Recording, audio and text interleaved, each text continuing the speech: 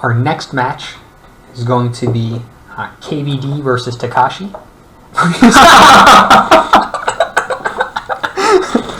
Well, just as I say this, Takashi Sensei. 高橋様、こんばんは。No, we are going to analyze Takashi. So it's going to be KVD versus Takashi in 2022 match race upper quarters, I believe the match is. Still a first to 5.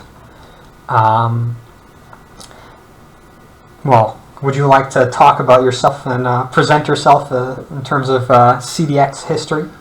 Well, I think the most important piece of context is that the last decade I ended at the equivalent of this stage every time. Yes. Yeah. Either like now it's a double elimination format, so I would then top 8 exactly. I think that's worth just a sneak peek.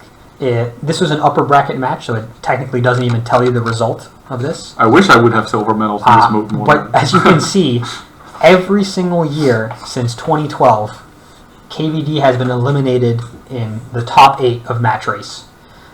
So that's 1, 2, 3, 4, 5, 6, 7, 8, 9, and now 10. 10 top 8 eliminations in a row. 2020, we did not have an official CDX, in case you were not aware. That's a bit of... And that was a bronze medal, but it was not a CDX. Yeah, so that's a bit of KVD's history with match race at CDX. Meanwhile, Takashi attends as often as he can, which, living in Japan means it's not that often, sadly. But this is his 4th participation, and he has been improving non-stop in the almost 10 years now since his first appearance on the scene. It's someone Takashi is someone we know very little about, generally speaking. He keeps his scars close to his chest. Very close to his chest. Stop analyzing Takashi. As evidenced by his comment as we started this discussion. But it's very obvious whenever we do get to see him play that he puts a lot of practice and thought into the game. He was considered to be already a dark horse going into this year, into the 2022 championship. I did not consider this a favorable draw for that top 8 match. Absolutely. We can also look at group stage briefly. You can see these two players finished 4th and 5th in group stage up here. And they played against all the rest of the top echelon in terms of results from this year's or 2022 group stage. They played against each other in group stage and drew 2-2 and had very similar results across the board, I would say. So really this is a coin flip. It's a toss-up, yes, I think, on paper going into this match. Yeah. In terms of what we can expect from the two players going into this, I would say Carroll is advantaged in terms of raw driving. But I think that Takashi, if he's going to have an edge, it's going to be in the item decision making. And perhaps also keeping his cool in the match. So, not tilting, let's say. I think Takashi is someone who can definitely feel pressure and make I was going to say that, but I don't want to overemphasize this. But yeah. Sure, zoom starts also, yes. KVD notorious zoom start misser. I think that Takashi is more prone than you, Carol, to making mistakes under pressure. But I think that you, Carol, are more likely to tilt during a match. And sure. For things to snowball from there. Yeah. So it'll be interesting to see if any of this comes into play in this match. All right, here we go.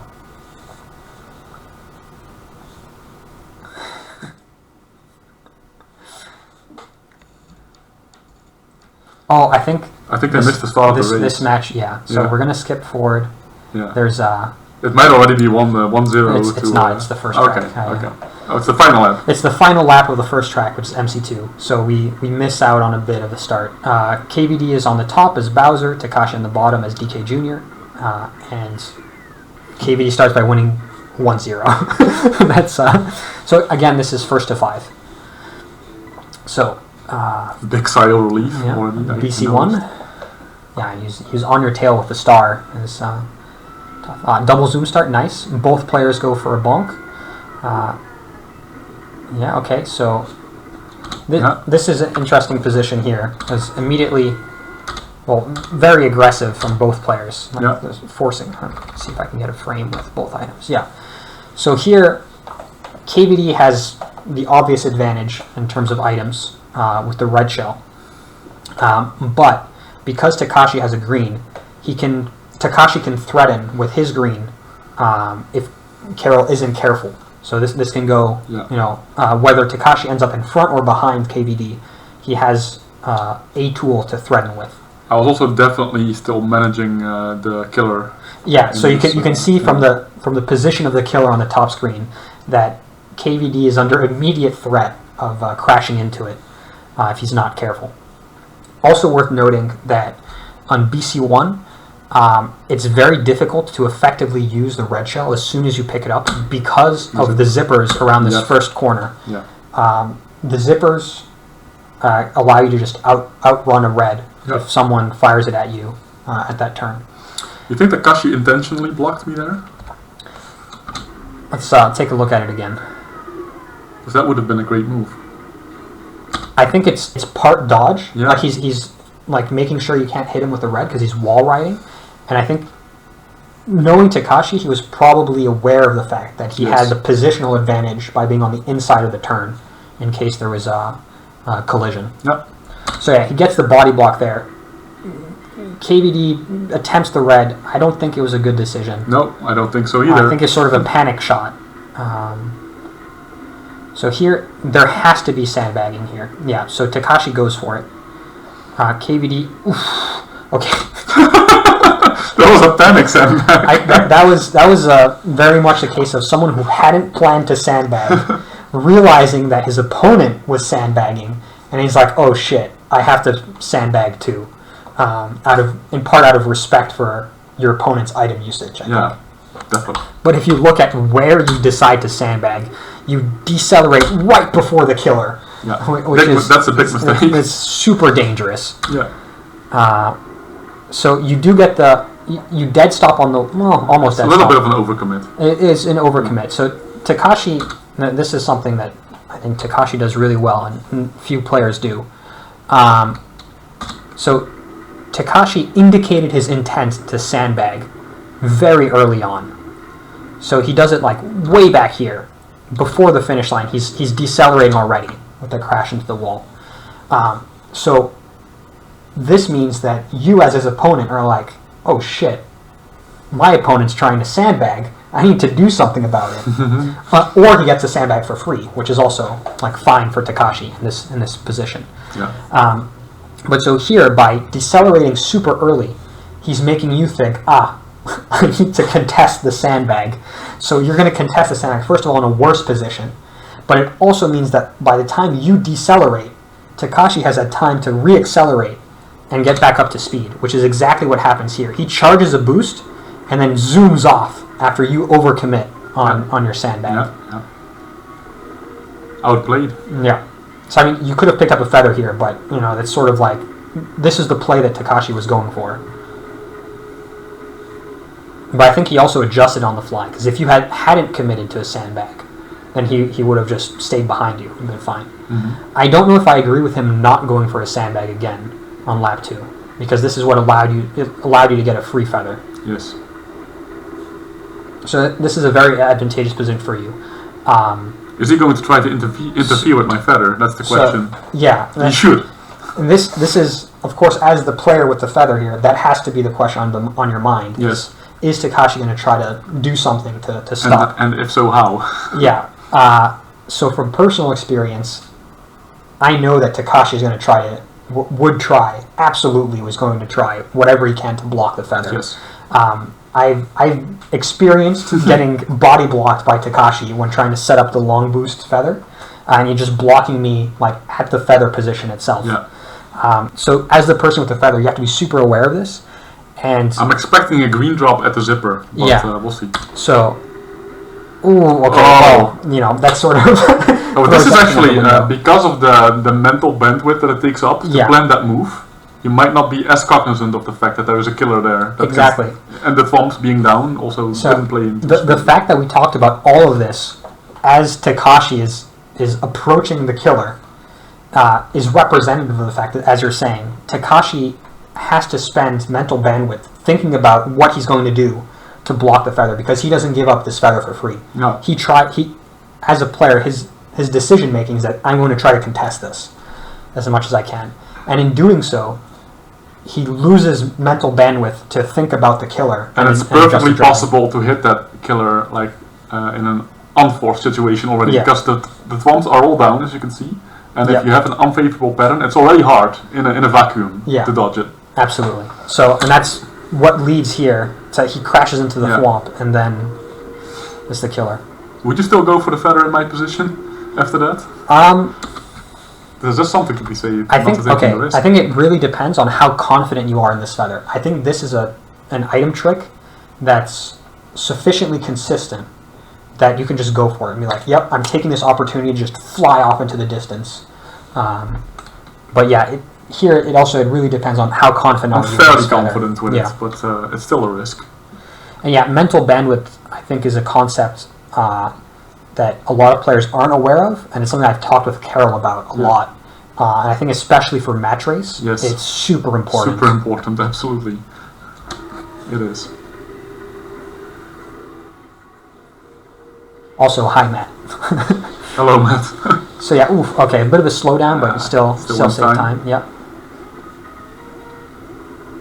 Yeah, especially because it was lap 4, I think, because you don't want to have to face Takashi getting the feather now, it's too late. Exactly, and you don't have to face the pressure of like having to do the feather on lap 5 to not have Takashi overtake you. Okay, 2-0. Killer was thwomp killer combo was decisive in this one. Yeah. And I think part of that stemmed from Takashi's decision to not go for another sandbag. Potentially, yeah. Okay, straight into BC3. Body blocks. Oh, interesting. So I tried to go a little wider than I normally do. Yeah. So here, Takashi chooses, and because I think that if you don't go for body block or body slam, if you don't go for any contact, player 1 is advantaged on this track because they can dead stop player 2 at the first turn. Yes. But if you go for if you do go for the body slam on the first turn, then player 2 has the advantage because they're more likely to hit their opponent into the wall, which does lead to some weird rebound situations. But at least you're not like giving your opponent free advantage on potentially getting a dead stop. So as player 2, I tend to avoid body blocks on BC3 usually, if I can. Right, yeah. Because it doesn't end well. Here it sort of seems like a middle ground, because see, Takashi cuts in, moves in, but then, it doesn't go for the actual body slam. So it's a bit weird, but clean for both. Okay. Yeah. Feeling a bit of pressure there.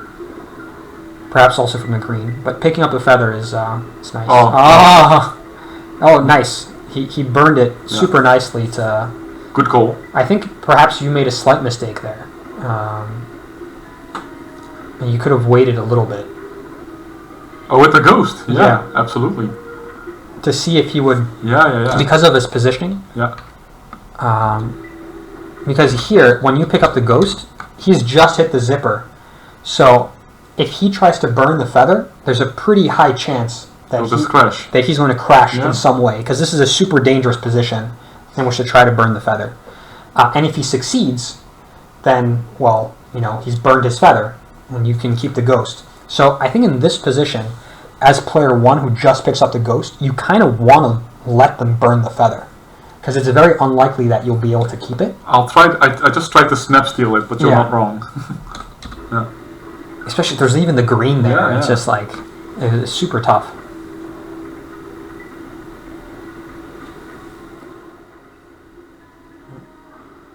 Hitting some bumpers for safety. That green is so dangerous. It is. I think you fired it. It's just like I don't know if I like that. After Takashi drowned, I don't know if it was a good call to fire that green. Okay, Nanner to block the feather. I think the answer is no. It's good. Oh yeah, going for that, and then great. Wow! Great red. I find that shot super hard to do. It is. I've seen Scoop do it once. Really as well, strong. It's crazy. It's very nice shot deserved by Takashi. by the. I was mucking up. Yep. Oof. Almost pancake. Yeah, that red is super tricky because you have to fire it like a green. Like you have to fire straight at your opponent while you're angled going around the turn. Battle mode red, indeed. Yeah. Oh, okay. Shrooming off to get another item pickup, I suppose. Yes.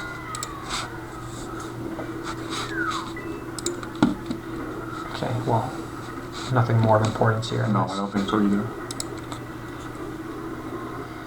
Yeah, so that's 2-1, I think. This was definitely not me not playing my leading cards well, I would say. Yeah. And Takashi just playing well. Yeah. Capitalizing on it. The back I of think that was great. I think after the initial mistake on the lava drown, Takashi just outplayed you. Yes. Okay, VL1.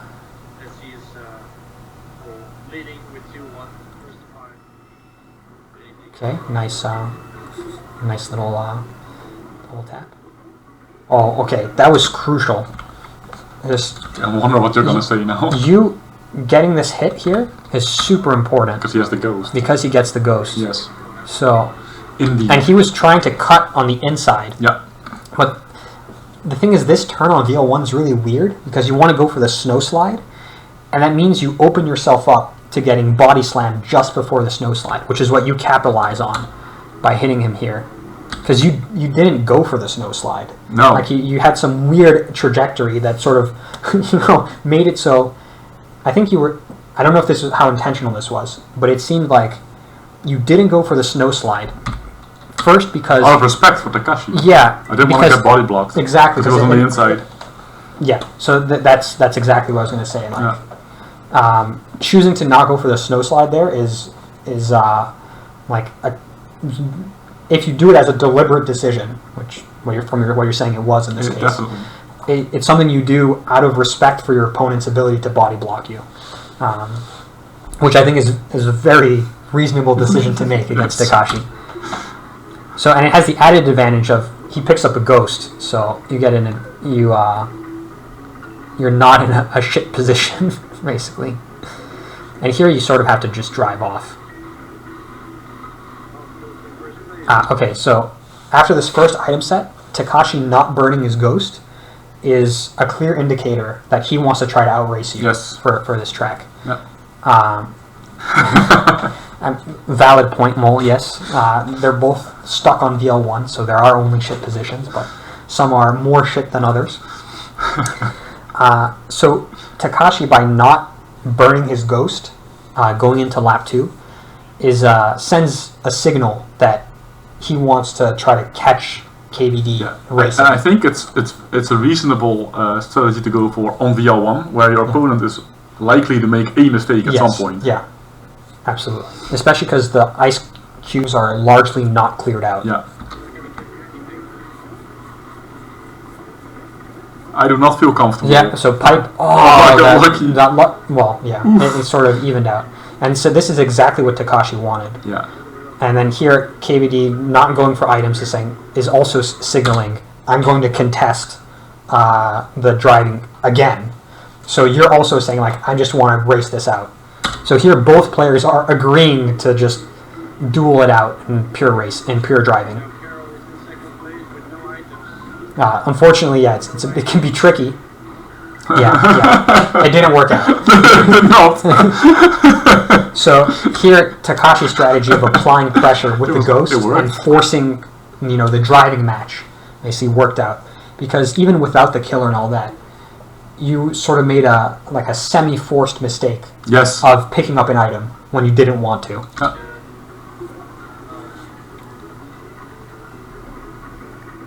Well played, Takashi. Yeah. Yeah, 2-2. Nice group stage score. Which was, in fact, your group stage score when the two of you played. Well, I have the unlimited group stage package, apparently. For bandwidth. Okay, GV3. Will we see Takashi go for the... Nope, he misses zoom. This right here is evidence of KVD playing against me. Having practice against me. Because the move that we saw in the previous match of player 2 going for the body slam at the beginning, countered. That JDR was completely unprepared for, is something you can mitigate quite strongly as player 1 if you go for an aggressive body. It's not foolproof, but at least give you a chance. Yeah, and so you see here, KVD is unprepared.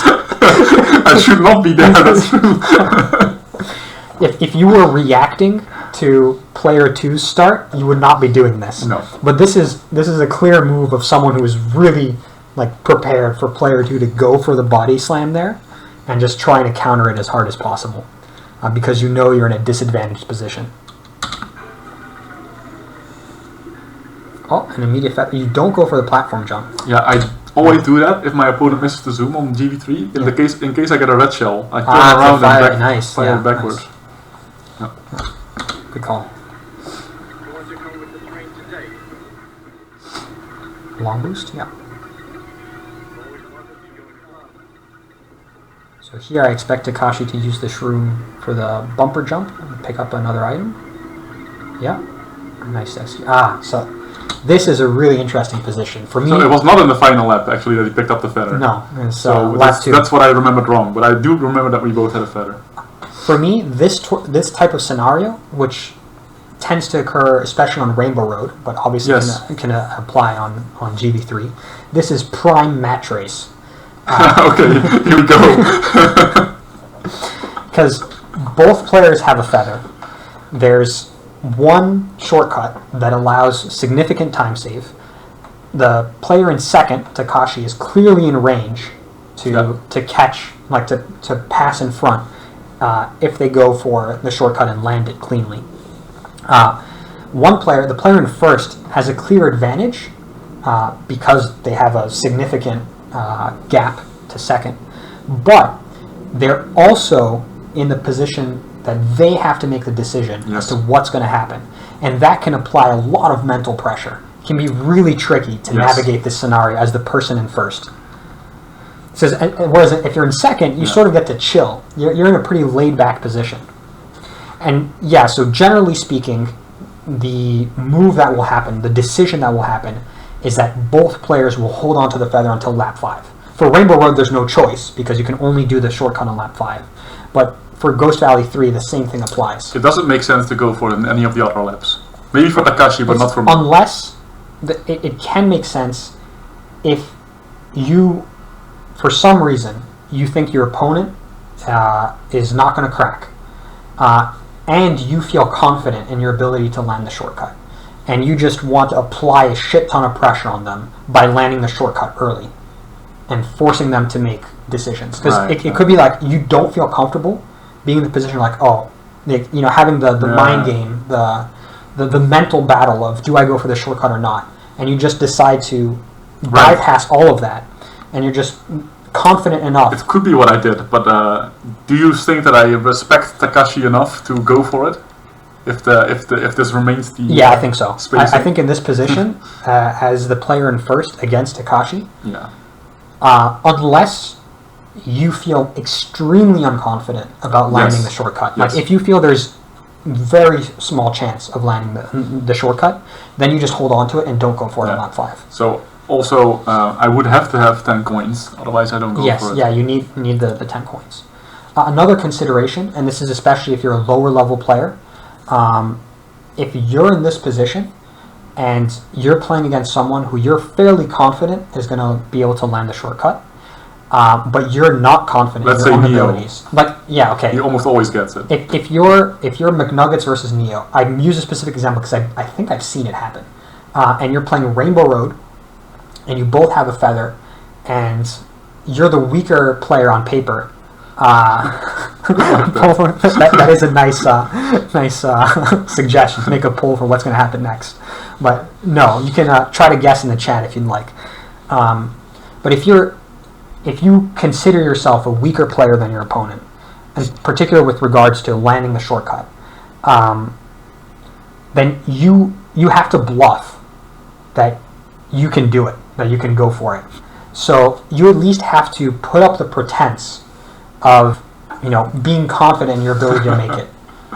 And I mean this fully seriously. I don't mean this as a joke, because if you just burn your feather in this position, if you're in KVD's position and you burn your feather, you're signaling to your opponent, I have zero confidence in my ability to land the shortcut. Like, that's true. I'm just leaving it to you to just make the winning move and win. And someone like Neo, for example, absolutely thrives in that position. He loves having the feeling of my opponent respects that I am better than them, and I have I have the advantage here. Yeah. And I mentioned Neo because I think that he's the player more than anyone else who thrives in that position. Exactly, and he's also really good at that shortcut. And he's also really good at that shortcut. So I see Short saying if you're weaker, go for it. You can only win. I don't agree. I don't necessarily agree. It really depends on how likely you think you are to make the shortcut. Because if you think it's a lower chance than your opponent missing it, it's not worth it. And of course, that can be really hard to evaluate, right? But if you're playing against, if let's say you're very unconfident. You have a let's say it's a 1 in 20. Let's say you consider yourself to have a 5% chance of making it, and you think your opponent has a 90% chance of making it, then you're better off, probabilistically, not going for it. But in any case, you need to at least posture like you're going to go for it. So you at least need to keep that item until lap 5. That's a good point. Let's see. I didn't think about that aspect of match race because I typically just go for whatever shortcut. But yes, you're right. Because there's your approach to match race. It has to depend a lot on your own abilities, your opponent's abilities, and your perception of both of those things. Sure, Mole. Yeah, I can also understand that perspective. This also comes into play actually with Ghost Valley 1 platform jump in time trial if there's two TVs next to each other. Yeah. I remember the scenario where I had to play Mario for the bronze medal. On GV1, you basically know that in final lap a decision is going to be made. Do you go for the platform jump to get the win or not? And we both went for it. But, yeah. Yeah, that's true, Mo. That's also a consideration that if Carroll burns the feather in this position, he can get another item that would increase the gap. But I think for GV3, like a shroom, or a red shell, you could get in a position to hit. GV3 is also a track where you can just try to push your driving to force your opponent to keep up. So here, I think in KVD's position, you have to keep going for long boosts. Yeah, exactly. And as that so happens, I really don't have confidence in red shells on GV3. On that last straight, you could easily dodge it by just a side jump, and Takashi would probably do it. I wouldn't put my faith in a red shell. Yeah. So, from what I know of both of these players, my perception of both of these players, is that I would expect both players to keep feathers until lap 5, and for KVD to go for it. Assuming the positions remain the same, right? Assuming there are no mistakes made. I also expect both players to continue going for long boosts as much as possible to apply pressure to the other. There are already tiles missing. There are already tiles missing. Yeah. Takashi goes for a very aggressive long boost, which makes sense as player 2 here. Carroll really needs to pick up 2 coins. Doesn't go. Yeah, okay. He's scared of the missing tiles due to what happened last time. And Takashi responds. I don't know if I like that. I don't know if I like Takashi not going for a long boost. Neither do I. Because to me, that signals one of two things. Either Takashi is not confident in his ability to hit that long boost on, lap 3, due to like the missing tiles and such, which would kind of surprise me if that were the case. Or he's expecting KVD to make a mistake. Because he's not like actively trying to catch up at that point. So I'm curious to see on lap 4 if either player goes for a long boost. So I sort of expecting KVD not to due to the tiles. And then here Takashi, I think he should, but he's not. So to me that signals that he thinks KVD is going to miss it. Oh, nice. Well played. So 3-2 to KVD. So yeah, lots of pausing. Like if you look at the actual driving and the explicit interactions between players, then that seemed like a really boring race. Yeah, but it was not, no. and heart rate was high, I can tell you. That's part of why I was really interested. I really wanted to start doing these match analyses. Because a track like that, a race like that looks so boring if you don't really know what's going on, if you're just watching the gameplay itself. But there are so many layers to it. And even though there's no direct interaction between the characters in the game, there's a huge amount of like interaction in terms of mental gameplay between the two players involved. It's like a non-verbal conversation going on almost. Yeah. And so that's for reference, I think my shortcut success rate of that is like 75%, something like that. That's quite high. Yeah. Maybe less, maybe a bit less. But Takashi doesn't know that either. No. So. Yeah. And that's in a no pressure situation. Obviously, it does influence. It changes a lot. It changes a lot, yeah. But yeah, so that's sort of why I call this prime match race. It is. Because it's a scenario that involves all the implicit aspects of match race competition, especially at high level. I remember when you in your match against Neo, I think it was 2 years ago or something, that you both had the feather on BC2 and you just went for it. Yeah. And just took it. Yeah. It's the same thing. Yeah, it's very, and actually that BC2 has even more layers to it because you have more than one option with the feather shortcut. True. But that's if we get to that match at some point, I can go into more detail. Anyway, it's 3-2. We're not going very fast. That's fine. That's sort of what I expected, especially from these higher level matches. Yeah. Well, that match in particular had a very interesting component to it. Yeah. 3-2. Oh, okay. Ghost. That's already again interesting. The Ghost versus Mushroom. So, an interesting thing about DP3 is, especially if you're the player in first, what do you do if your opponent gets a red shell? Which is something that's happened to me. I wonder why you're asking this question. Countless times. It doesn't happen in this match, but just as a general piece of advice, I say if you want an exercise at home, a way to practice some match race without having an opponent to play with directly. Think about what do you do if it's lap 1 on DP3, you're in first place, you pick up. You can even do variations on this homework, like depending on which item you pick up. What do you do if your opponent in second place picks up a red just behind you? Just food for thought, as you might say. Anyway, that's not what happens in this match. Here, I'm going to frame advance so we get both items. KVD in second place gets a ghost. I mean, losing is what you do. That's one option. Or if you want to improve and try to get better at match race, you can think about what options you have, how you can mitigate the damage at least.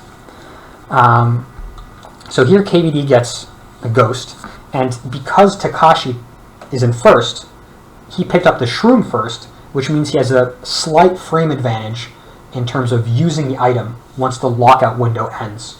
So he gets the choice, but it's a snap decision. He gets the choice to whether to fire the shroom or not, to deny KVD stealing it. The problem is, firing the shroom here involves firing it on the bridge, which makes the next turn very tricky. And opponent has Ghost, so if he has the lead, yeah, it's very likely over. So Takashi here chooses to fire the shroom, but that's a very dangerous decision. It is. And I'm not sure it's one I would agree with. I think personally what I would do is I would let my opponent steal it if they want it.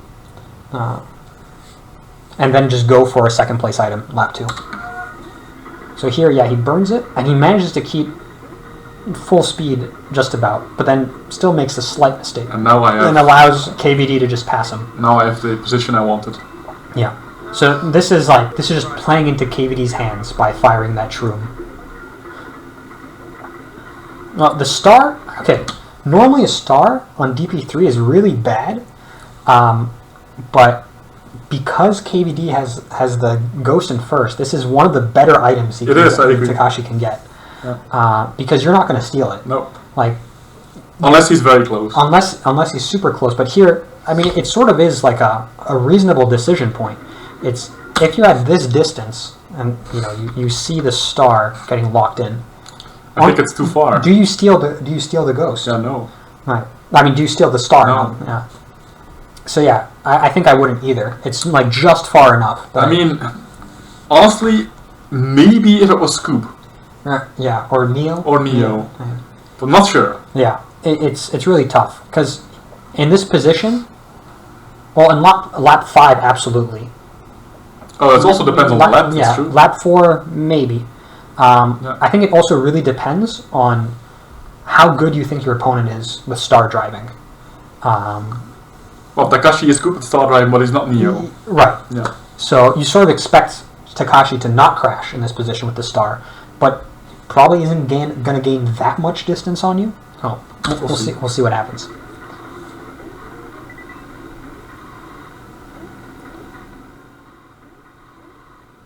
Yeah, so decent driving. He closes the gap a little bit. Nice driving. Yeah. But he doesn't get the boost here, which means that the gap increases a little bit again. And his second star, so here, you steal it, yeah. I confirm. Yeah. What we just talked about. The spacing was not favorable anymore. But now that the spacing is, the gap is slightly smaller, and it's just enough. And it's lap 4. And it's lap 4 to reasonably justify just stealing the star. And I think Mole does make a good point that if you take the star on lap 4, then it will defend against anything except lightning on lap 5. Yeah. So yeah, so here is KVD in first. You just keep the star into lap 5 and only activate it if you need to. Also a good point, yeah, because you do increase your questions activating it. Yeah, Shroom, it's PAL, so it doesn't give him a free win. And here, yeah, you don't need to activate because the distance is. Oh no, there was lap 3. Yeah, I also thought it was lap 4. Whatever. I still think this is fine.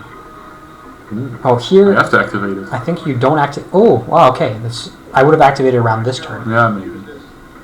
Yeah, but nicely played. So 4-2. This is again 3 Nice matches. long boost, by the way. So put pressure on. Takashi put on a ton of pressure there. He forced you to have like solid star driving and not crash. Okay, KB2. Oh, I really like this. Here we go. So, Takashi cuts inside to gain the upper hand for the first turn. Yeah. He's really good with the body blocks. Yeah, he's very strong. You really have to respect and be aware of his body blocks. So he immediately cuts inside to gain an edge. But this is also a dangerous play because he puts himself right next to the seaweed. So here, both pick up an item, and he ends up losing out on it. I think here he loses in the body block position because the hit happened before the turn. See, here he's trying to navigate around the seaweed to still pick up an item, which means that the contact happens a lot earlier than he would have liked. Yes. Like his advantage comes in play if he's on the inside when contact happens at the turn. Absolutely. But if contact happens where it does here at the items, then he's disadvantaged. So it's a bit of a risky play that he takes. that doesn't work out. Yeah. It's a very interesting play. Yeah. So here, will KVD drop the green? Probably. So is it the right decision? I'm not sure. Is it the right decision? Yeah. So here, you have a significant lead as KVD in this position because you've just made Takashi crash. Dropping the green is going to create an obstacle, a major obstacle, in your comfortable driving line. Takashi's at low speed, so he's going to dodge it because he's going to like hop over the deep water as needed. So he's not going to hit it. That green shot is going to be there at least on lap 2 when you come back around. So then the question is, depending on how you drop the green, if you drop the green, how comfortable you feel passing it at that speed. Are you willing to tank the speed loss? I have a plan B. I go on the right side. Or like, how comfortable are you going around the right side? I think. But I say pretty comfortable because sometimes if the fish is in a bad spot, it's actually dangerous. Not as comfortable as the normal route. Sure. And then the question. Okay, so you feel reasonably comfortable about the right side path. How comfortable do you think Takashi feels if that green is dropped there? Not comfortable at all. And in that case, I think it's a reasonable decision to drop the green. I'm not sure if that's true, but that's my estimation. But you also have enough of a lead that I don't know if it's really worth it. Yeah. Drop. So I knew that would happen. Ooh, Takashi loses more speed. So I should go to the right side. Yeah, nicely navigated. And so, Takashi also goes to the right. Actually, he's more comfortable than I did. Yeah. I almost hit the dark water. So I think there it's like you can't really know how comfortable your opponent is with this sort of scenario. Improv, let's say. Yeah. Unless it's someone you've played against a lot. Yeah. Or you've like really studied their footage and you know like how they play. Well, now I know that he is comfortable with it. Yes. So this is the sort of decision. It's like, if you were more informed, you could have made a better decision for the scenario. And you just sort of have to deal with it. Rewatching it now I know because I didn't remember. Right, sure. Actually, I still thought the same thing that I thought back then. He would not be comfortable with it, but apparently he is. This is another advantage of looking back at matches and analyzing them, like not just watching the match, but also just really trying to analyze it, look at it in depth. Yeah, so Takashi discards his red because he wants a shroom or a star. Oh yeah, mistake. He slows down. So there, it paid out for now. Here he can go for feather. Yeah. Oh wow, okay, it's clean. Yeah, very aware of the red, but he fires it backwards. Oh, and the drown. So here, should I wait it then? So here Takashi crashes, which is clearly not intentional. No. But he immediately realizes at some point as he's speeding back up, that KVD is going to be in range for a backwards red. Yeah. So he prepares for it by just, relaxing. And then does the water slide red to fire it backwards. And here, I think this is a minor mistake. Yeah, I think I banked on the feather getting me out of trouble. Yeah, you banked too hard on the feather. Yeah. And went too far from the deep water when firing the feather. So if you had shifted yourself more to the right,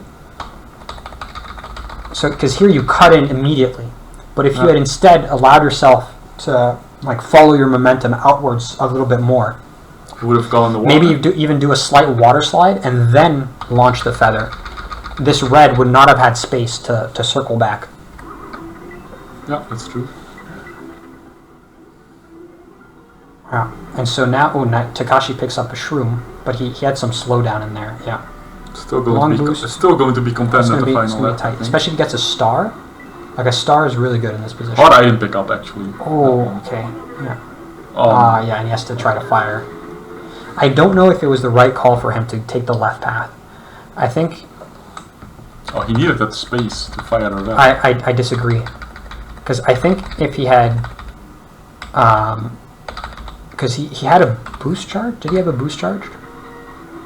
Yeah, he did. So he has a boost charge, and I think if he shifts right here, he can go along the right path, and he'd exit with enough space to shoot the red at you as you're going there. Because the left path delayed his shot a lot. Oh, yeah, okay. That was, he capitalized on the first of 3 match points. that trick. That was a nice match. Also. It was a nice match. I mean, frankly, at that point, like Takashi was probably feeling a pretty big amount of pressure, and so making the decision to go right path is fairly easy to say. Analyzing it months later. I also think it's unrepresentative of how well I played match based that day. Because I played quite well that match. I think so too. In other matches, I just disappeared. I think you both had a lot of really good decision making in this match. I think a lot of the mistakes, or like a lot of the points, came down to either unforced errors that weren't related to decision making, or just slightly lacking execution for certain things. So to me, I think that overall that was a really good match. Yeah. I think the one time I dropped the ball hard on decision making was BC3 with the ghost. Yes. And then I also made execution errors on top of that, a lot of them. Yeah, that track, despite his initial major execution mistake with the lava drown, he played really well. Takashi clearly outmatched you in terms of decision making and driving, and later on driving.